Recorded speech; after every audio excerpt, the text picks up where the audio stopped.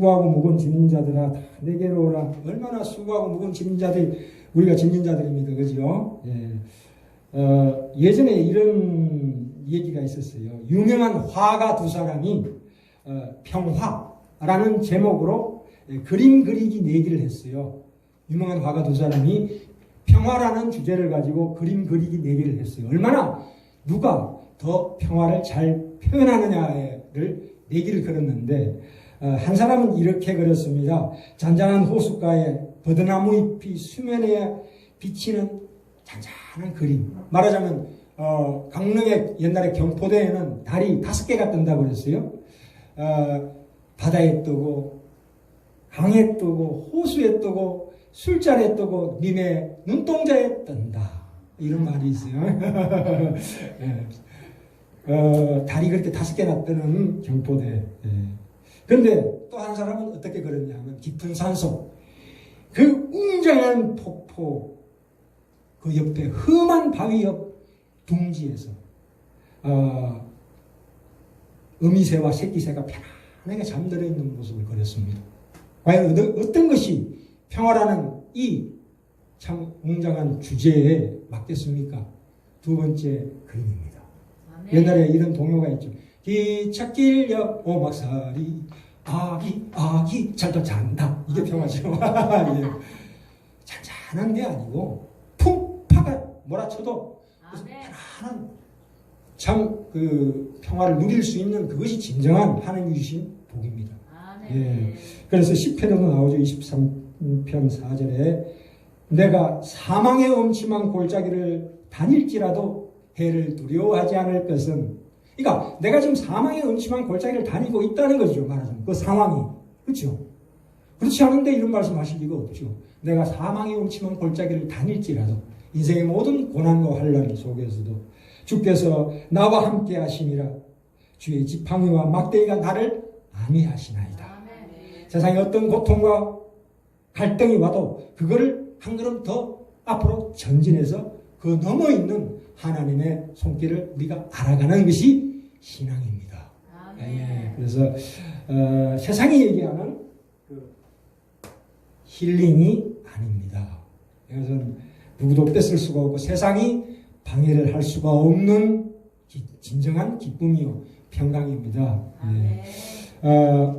이 오늘 그 말씀에 보시면 29절에 보시면 나는 마음이 온유하고라고 나옵니다. 온유. 이 온유라는 게 굉장히 중요합니다. 우리 세상에 무거운 짐을 지고 있는 우리에게 이 온유하라고 하십니다. 온유란 건 뭐냐면 뜻이 나를 기쁘게 하지 않는 겁니다. 나를 기쁘게 하지 않는 거라고요. 그 정의는 누구를 기쁘게 한다고요? 상대방을 기쁘게 하기 위해서 내게 인생이 주어졌다 이 말씀입니다. 예수님께서 우리 주 예수 고린도후서 8장 9절에 우리 주 예수 그리스도는 그 고귀하심과 영광으로 부유하신 자로서 우리를 위해서 가난하게 되심은, 그죠? 우리를 위해서 그 십자가에 지신 모진 고난을 당하심은 자기 자신으로 인하여 우리 주 예수 그리스도의 그 영광과 고귀하심이 풍성하게 드러나게 하기 위해서 십자가에 달리신 것입니다. 예수님께서 그 온유한 그것을 몸소 실천하신 분이십니다. 그렇죠?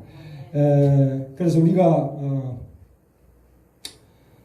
사실 그 인간과 인간 사이에는 온유할 수가 없어요. 왜냐하면 내가 상대방한테 내가 손해를 보고 참고 양보했다 할지라도 상대방이 그거를 안 받아주면 아무 보상이 없어요. 그래서 이판사판입니다. 이판사판이죠.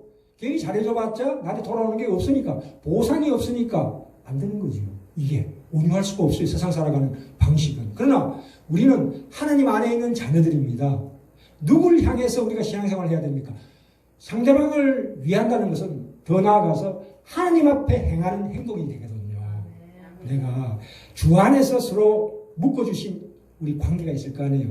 부모 자식 관계, 부부 관계, 또 이웃 관계, 나의 동료 관계가 그 사람에게서 받는 보상을 초점으로 하지 말고 그 뒤에 계시는 하나님의 눈길을 느껴서 하나님에 맞춰서 신앙생활을 해야 되겠지, 그죠? 그래서 세상의 완악함에 대해서 우리가 체념하고 절망하고 내 자신이 초라해지는 그것을 깨닫는 것이 온유한 자입니다. 그래서 내 자존심을 세우기 위해서 길길이 날뛰는 게 아니고 그걸로 인해서 내가 참 너무나 고달프고 마음이 가난하고 심리가 나고 애통하고 의여지르고 목마른 그런 심정이 올라오는 겁니다. 그것이 하나님의 은혜예요. 부부간에도 서로 짐을 나누어지라고 그랬어요. 우리가 겨울 등산할 때 배낭을 어떻게 집니까? 배낭을 이렇게 질 때 무거운 걸 밑에 놓습니까? 위에 놓습니까? 무거운 건 위에 놓습니다. 그죠? 가벼운 건 허리에 놓습니다. 가벼운 걸 밑에 놓고 무거운 걸 위에 놓지요.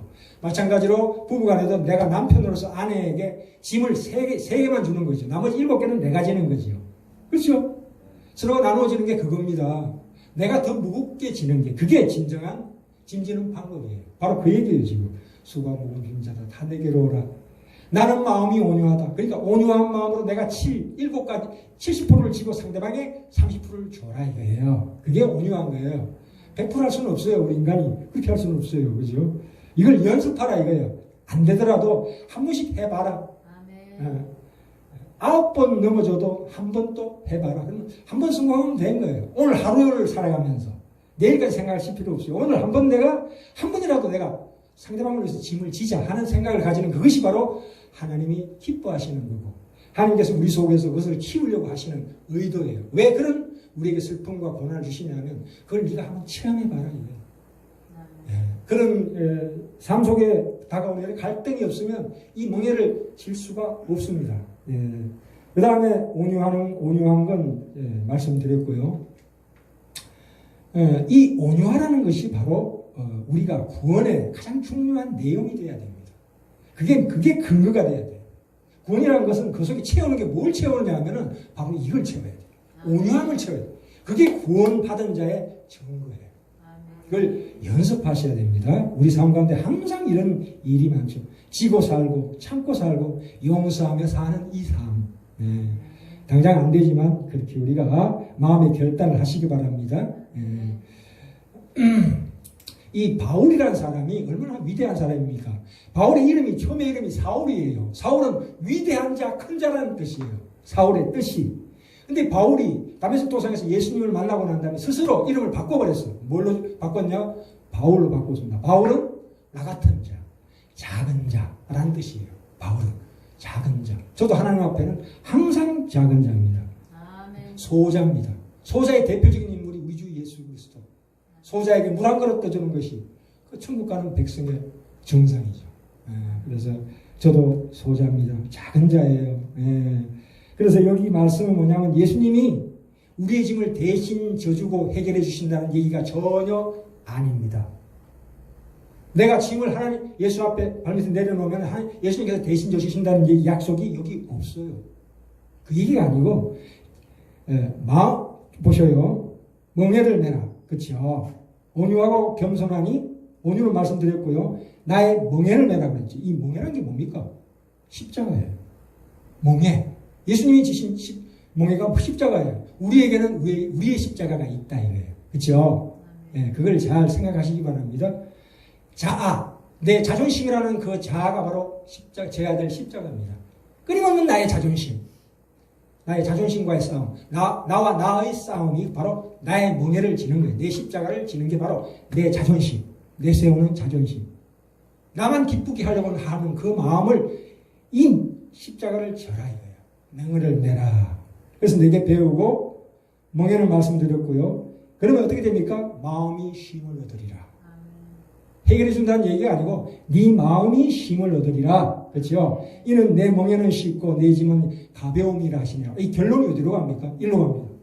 내 멍에는 쉽고 내 짐은 가벼움. 이게 쉽고 가볍다고요? 천만에 만만의 콩떡입니다. 이게 뭐 가볍고 쉽습니까? 근데 결론이 이렇게 나와요. 그걸 한번 추적해 볼까요? 예. 그 예수님의 그는 이 짐을 십자가를 달게 지셨습니다. 기쁘게 지셨어요. 예, 물론 고통스러웠지만 그 반대로 아버지의 뜻이라면 내가 지겠나이다. 슬픔 가운데서도 기쁘게 지셨다 이 말입니다. 그죠? 예. 그러면 이걸 우리가 오늘날에 한번 적용해 봅시다. 내가 예수 믿고 나서 돌아오는 세상적인 보상이 뭐냐 이거예요. 우리는 항상 예수 믿으면 보상이 없다고 아우성칩니다. 보상이 뭐냐? 보상을 달라 이거예요. 내가 하나님을 믿고 내가 이렇게 아무 사심 없이 순수하게 정말 하나님이 이 일만 이루어 주신다면 내가 정말 하나님 위해서 내가 최선을 다했는데 이게 바로 보상을 바라는 거지요. 하나님한테 어떤 조건을 제시하고 그것을 들어주시면은 내가 순수하고 정말 사심이 없이 하나님을 섬기겠나이다. 이게 바로 잘못된 보상심이다. 이게 참 어렵죠. 신앙이란 게 그 베드로전서 1장 6절 7절까지 말씀에 무슨 말씀이 나오냐면 그러므로 너희가 이제 여러 가지 시험을 인하여 시험이란 건 시련이나 고통입니다. 삶은 시련과 고통 속에 있는 거예요. 사실은 인하여 잠깐 근심하게 되지 않을 수 없었으나 오히려 크게 기뻐하도다. 아까 예수님이 하신 행동처럼 너희 믿음의 시련이 자, 이 시련이라는 것이 바로 시험입니다. 시험이 뭐예요? 초등학교 졸업하고 중학교 졸업하면 반드시 시험을 치러야 가는 거예요. 우리 때는. 중학교 졸업하고 고등학교 가면 반드시 어떤 시험을 쳐야 돼요. 그게 바로 우리에게 주시는 이 고통과 갈등의 시험이에요. 이게 시험이라고. 근데 이 시험이 내가 당하지 못할 시험은 절대 안 주시는 하나님이십니다. 아멘. 당장은 어려워 보일지 모르지만 내가 능히 이길 수 있는 시험을 주신다 이거예요. 그걸 통과해라 이거예요. 그랬을 때에 불로 연단하여도 없어질 것보다 더 귀하여 예수 그리스도에 나타나실 때에 칭찬과 영광과 존귀를 얻게 하려 하심이라. 우리를 그걸로 단련하시는 거예요. 그게 나쁜 거 아니에요. 우리에게 다가오는 어떤 세상의 환난과 고통도 우리를 더 키우시려고 하는 하나님의 사랑이십니다. 참 내가 그런 환난과 고통 가운데 슬픔과 서러움 속에서 그것을 있는 나 자신을 바라봐야 돼요. 아, 인간이라는 게 이렇게 연약한 거구나 하는 걸 그 자리에서 확인을 하셔야 돼요. 그럼 얼렁뚱땅 넘어가면 안 돼요. 주여 내가 이게 슬픔이야 해결해 주십시오 하고 얼렁뚱땅 축복받아서 넘어가 버리면 하나님이 이런 의도로 주신 것이 완전히 무상되어 버려요. 일테면 내가 길을 가다가 교통사고 당하잖아요. 그러면 주여 도와주십시오. 낫게 해주시고 하나님이 기도를 하니까 들어주셔요. 일단 낫게 해주는데 낫고 나면 어떻게 돼? 싹 잊어버려 인간은. 그렇죠? 그것은 하나님의 의도가 아니에요. 하나님 우리에게 복을 주시고 기적을 주시는 것은 바로 이런 것들을 진실로 내가 깨닫게 하기 위해서 주신 거예요. 내가 세상에 어떤 사고를 당했을 때 그때 바로 비로소 하나님과 만나는 시간이에요. 그게. 왜? 이 사람이 평소에 순종을 안 하니까 어쩔 수 없이 하나님께서 슬쩍슬쩍 이렇게 시련을 주시는 거예요. 시험을 주시는 거예요. 거기에서 시험을 당했을 때 내가 뭐가 하나님께서 내게 무엇을 요구하시는가를 정확하게 이 현실을 바라보는 게 가장 중요한 핵심입니다. 그 얼렁뚱땅 축복받고 넘어가면 안 돼요. 응답받고 넘어가면 안 돼요. 그거는 어린 시절 때 얘기입니다. 물론 우리가 세상에 고난을 당할 때 하나님 기도하면 들어주셔요. 얼마든지 들어주십니다. 진정 기도해 보셔요. 들어주시지. 근데 그 뒤가 그렇지 않습니다. 우리가 세상 가운데 이 가족으로 얽매여 있고 어떤 내가 전전긍긍하며 살지요. 사회에서 내 어떤 지위를 확보하기 위해서 그게 살아가는 것 자체가 재난이에요. 그게 수고하고 무거운 짐진자들이에요. 우린 다 수고하고 무거운 짐진자들이에요. 내가 한 가장으로서 남편으로서 아내로서 내 길을 지키려고 하니까 얼마나 힘들어. 전전긍긍하는 그것이 바로 우리에게 주시는 하나님의 구원에 이르는 과정이에요. 어느 날 갑자기 로또 복권 당첨돼가지고 그럼 어떻게 됩니까? 차 바꾸고 마누라 바꾸고 남편 바꾸는 거지요. 그게 그냥 못할 짓이죠, 그거. 그게 아니고 하나님 주시려고 하는 복이 사실은 그게 아니다. 예. 그래서 히브리서 12장 1절부터 3절에 나오죠. 우리의 신앙의 선조들, 우리의 선배들이 겪어왔던 그 허다한 구름 같은 정인들이 있다. 그들의 삶을 한번 보라. 결국 마지막에는 어떻게 됐다고요? 완벽한 승리를 이루었다는 거 아니에요. 욥 보셔요. 욥이 어떻게 됐습니까? 그 고난 속에서 나중에 복을 2배로 받잖아요. 그 고난을 겪고 그 과정을 지나왔을 때 비로소 욥이 2배의 복을 받았다는 거지요. 그죠? 우리가 현실에서 다가오는 많은 일들이 있습니다. 우리로 생각하게 하고 고민하게 하고 생각하고 고민하는 것이 굉장히 중요합니다. 얼렁뚱땅 넘어가시면 안 돼요. 당황하고 막막한 현실을 하나님 우리에게 주시는 거예요. 그게 막막해지라고 주는 거예요. 막막해지라고 당황하라고 주는 거예요. 고민하라고 주는 거예요. 생각하라고 주시는 거예요. 생각 안 하고 그냥 넘어가시면 안 돼요. 그래서 무엇이 가장 중요한가? 욥이 그랬죠. 7장에 사람이 무엇이기에 주께서 그를 크게 만드사 그에게 마음을 두시고 아침마다 곤징하시며 순간마다 단련하시나이까. 내가 침을 삼킬 동안도 나를 놓아지 아니하시기를 어느 때까지 하시라이까. 이렇게 절규를 했어요. 울부짖었어요. 나 그것이 비록 나중에 역전돼가지고 복을 하나님께 두 배로 받았다는 거 아니에요. 우리가 나이가 들고 저 같은 경우에는 건강도 없어지고 나의 모든 명예도 사라지고 영화도 사라지고 성공도 능력도 다 지나가고 뼈만 남은 죽음 앞에 서면 인생이 짧다. 인간이 될 것 아니라는 참 기가 막힌 진리 앞에 섭니다. 그래서 내가 내일 아침 눈을 떴을 때 천국일지도 모른다는 그런 그 길을 하나님이 나로 걷도록 하십니다. 네. 그랬을 때 참 평안이 내 마음속에 물결 치는 걸 우리가 체험할 수 있습니다. 예, 이 참 귀한. 자, 이제 참 중요한 얘기가 나오는데요. 우리가 하박국에 보시면 하박국 펴볼까요? 자, 저기 책꽂이 꽂아놨습니다. 예, 하박국 1장입니다. 여기 보시면 무슨 말씀 나오시냐면 하박국 1장이요. 그 구약성경 1302쪽입니다. 그 하박국이 그 얘기를 했습니다. 아니 너무 억울하다 이거예요. 왜냐하면 하박국 1장에 보세요. 1장에 제가 설명드릴게요. 1장 2절부터 4절까지 그 다음에 13절부터 14절까지인데요. 하나님이 천하 만물을 만드셨고 이 세상의 주인 아닙니까? 그런데 왜 불의가 공의를 압도하며 행악자들이 의인을 괴롭히는데 하나님은 가만히 계십니까? 이 세상에 공의가 어디 있습니까? 이렇게 항의하는 대목이 나옵니다. 그렇죠? 하박국이 왜 세상이 이 모양이냐? 하나님이 주인이시면 이렇게 불공평하게 세상이 이렇게 넘어가도 되느냐? 악이 왜 이렇게 횡행하느냐? 왜 그걸 하나님이 손대시지 않느냐? 이렇게 항의했습니다. 그랬더니 뭐라고 말씀하셨을까? 2장에 가세요. 2장. 하박국 2장 4절에 보시면 자 4절 하반절에 뭐라고요? 그러나 의인은 그 믿음으로 말미암아 살리라 이렇게 나와요. 믿음으로 말미암아 산대요. 의인은 무엇으로 산다고요? 믿음으로 말미암아. 여기서 믿음이란 게 굉장히 의인이란 게 뭐예요? 예수 믿어서 구원받은 모든 사람들을 의인이라고 얘기합니다. 그렇죠? 이 의인, 여기서 나오는 의인이라는 것은 뭐 도덕적으로 완벽한 사람도 포함되지만 그러나 그게 아니고 특별히 예수 믿어서 하나님의 백성된 모든 사람을 지칭해서 의인이라고 합니다. 네. 의인은 뭐로 산다고요?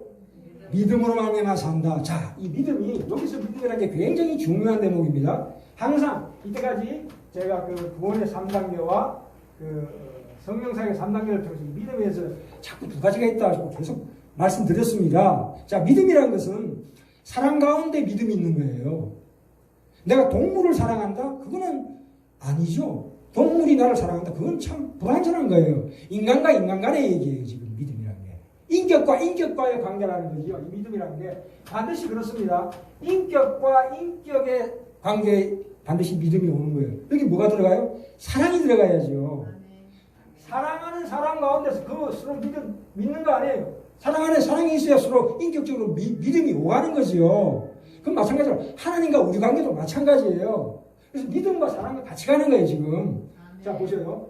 하나님께서, 자, 여기에서 의인은 믿음으로 말미암아 살리라는 이 믿음은 나의 믿음을 얘기하는 게 아니에요. 1차적으로. 물론 이것도 포함이 되지만 1차적으로는 항상 말씀드리지만 하나님이 나를 향한 믿음을 얘기하는 거예요. 하나님이 나를 향하는 믿음? 이상한 얘기네.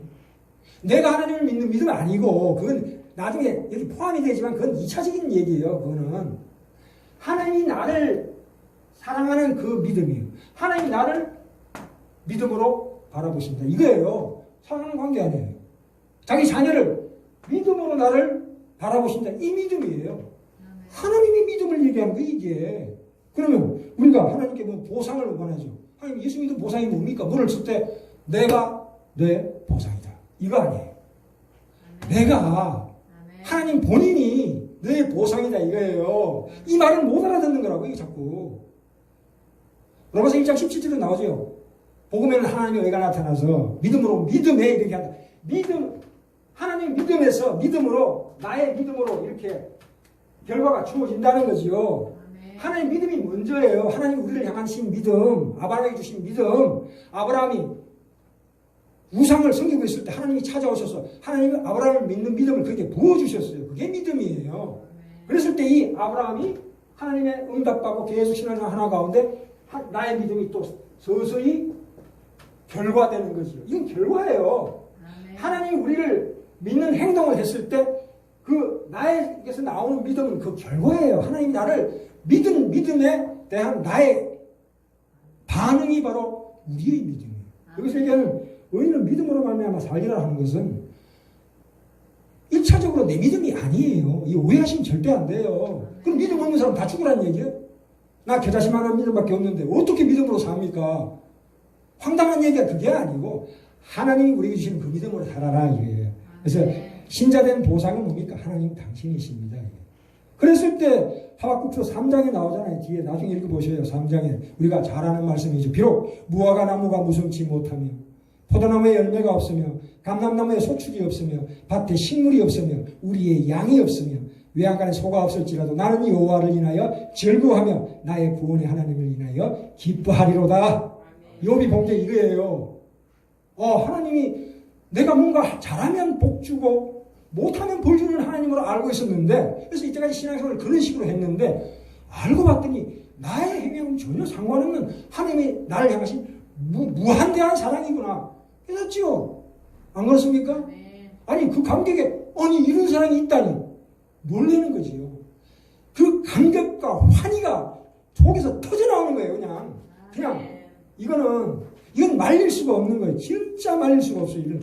그래서 히브리서 4장이 나오죠. 하나님의 말씀을 살아갖고 운동력이 있어. 좌우의 날선 어떤 것보다 예리하여 혼과 영과 및 관절과 골수를 찔러 쪼개가시며 마음의 생각과 뜻을 감찰하는 이라고 나와요. 우리가 말씀을 볼 때에 이 말씀이 예수님이 하신 일이 이런 게 있구나. 하나님이 이렇게 하셨구나. 그렇구나. 아니에요. 그렇구나 정도가 아니에요. 이거는 말씀을 볼 때 이 말씀을 통해서 하나님이 그 날카로운 성령의 그 우리를 찌르는 거예요. 지금 그게 능력이에요. 그게 성령의 능력이고 확신이에요. 이 말씀이 나를 완전히 그 영혼을 깨부시는 거예요. 골수를 찔러 쪼개는 거예요. 감긴 내 눈을 뜨게 하시고 막힌 귀를 뚫어주시는 거예요. 이 능력을 체험하시는 우리 귀한 우리 지난해 성도 다 되시길 바랍니다. 그래서 복음에는 하나님의 의가 나타나서 믿음으로 믿음에 이르게 하나니 기록된 바 오직 의인은 믿음으로 말미암아 살리라 하는 것이 바로 하박국서 2장 4절에 나오는 동일한 말씀이죠. 로마서에도 나오고 그렇죠? 하박국서 2장 2절에 4절에 나오는 말씀이 그거예요. 그래서 이 하박국에서 뭐라고 그랬습니까? 아니 세상이 왜 이 모양입니까? 점점 악해집니까? 그래서 하나님이 뭐라고 그랬습니까? 여기 보면 염려 마라. 더 악해진다. 이게 더 악해진다 세상은. 이야 대단한 말씀 아니에요? 뭐 그거 가지고 놀래냐? 앞으로 더 악해질 텐데. 그죠? 그때 의인은 믿음으로 살아라 이거예요. 아까 믿음이란 게 뭡니까? 믿음이라는 것은 여기서 믿음으로 말미암아 살리라는 것은 나의 믿음을 얘기하는 게 절대 아니에요. 1차적으로 하나님이 나를 보호해 주시고 그렇죠? 지켜주시고 하는 그 능력을 믿는 것이 그게 믿음이에요. 하나님의 능력을 믿는 게 믿음이지 나의 믿음 그 보잘것없는 나의 믿음 왔다 갔다 하는 믿음을 믿는 게 아니에요. 그 확고부동한 바탕 위에 서시기 바랍니다. 그래서 히브리서 11장 6절에 나오잖아요. 하나님께 나오는 자는 하나님이 계신 것과 그를 찾는 자에게는 상 주시는 이심을 믿어야 하는 이 믿음이 생성되게 하는 하나님의 간섭이 있다 이거예요. 내 믿음으로 가는 게 아니에요. 천국이 어떻게 내 믿음으로 갑니까? 하나님의 믿음으로 가는 거지요. 하나님이 우리에게 주신 그 놀라운 능력, 영광, 그 풍성한 은혜가 우리를 천국으로 이끄는 거예요. 야, 우리가 믿음을 조건으로 하나님께 보상을 요구하지 마십시오. 나의 믿음은 초라한 거예요. 그거 가지고는 금방 쓰러집니다. 그 신앙이 이 바탕에 설 수가 없어요. 항상 내 믿음이 아니고 나는 아무리 거꾸로 져도 넘어져도 실망하고 좌절하고 실패해도 하나님이 나를 향하신 그 믿음은 변함이 없다. 그 바탕 위에 있어야 돼요. 그래서 내가 세상 가운데 정말로 그 완벽하게 살 이유가 없어요. 살 수도 없고 그냥 내 꼬라지대로 항상 말씀드리지만 내 꼬라지대로 가세요. 성령님께서 나를 이끌어 주시는 이 믿음만 가지고 있으면 이런 확고부동한 말씀에 대한 확고부동한 그 정확한 뜻을 알기만 하면 성령님께서 나를 그쪽으로 이끌어 가주십니다. 그 은혜를 항상 맛보시길 바랍니다. 그래서 하나님이 우리를 지키시는 그 힘은 세상의 조건이 아니다. 세상의 힘이 아니다. 그죠? 세상의 모든 좋은 것들은 내가 하나님을 믿음으로 말미암아 주는 보상이 아니에요. 세상이 주는 것은 그건 보상이 아니라니까. 그게 절대 보상 아니에요. 내가 성공하고 잘 살고 행복해지는 게 그게 우리가 예수 믿음으로 말미암아 주시는 보상이 아니고 그거는 우리를 훈련시켜주기 위해서 우리를 위로해주기 위해서 주시는 하나님의 2차적인 복이에요. 그것에 침몰돼가지고 진정한 하나님의 복을 외면하시면 안 돼요. 그죠? 이런 마음을 품었을 때 하나님 뭘 못 주시겠어요? 네가 악한 자라도 쉬운 거 아니냐. 이걸 알아라. 이걸 알면 내가 네가 요구하는 게 뭘 마다하겠냐. 걱정 마라. 그죠? 이런 말씀을 하나님 하십니다. 그래서 그 가운데서 정말 이런 기본적인 하나님의 말씀에 대한 틀을 위해서 기도하고 응답받을 때 얼마나 기쁨이 더 추가되죠. 그냥 2중 3중으로 그러면 그 믿음은 튼튼한 믿음이에요. 더 많은 우리가 죽고 나서 천국 가서 누리는 영광이 아니에요. 이 삶 가운데서 누리는 영광이라 그게 부활의 정인이에요. 우리는 예수님이 부활로 말미암아 우리에게 그 믿음이 이 하나님이 우리에게 주신 그 믿음이 드디어 능력으로 우리에게 확신으로 주어지는 우리 삶 가운데서 반드시 그러한 일이 반드시 우리가 체험할 줄 확실하게 믿습니다. 예.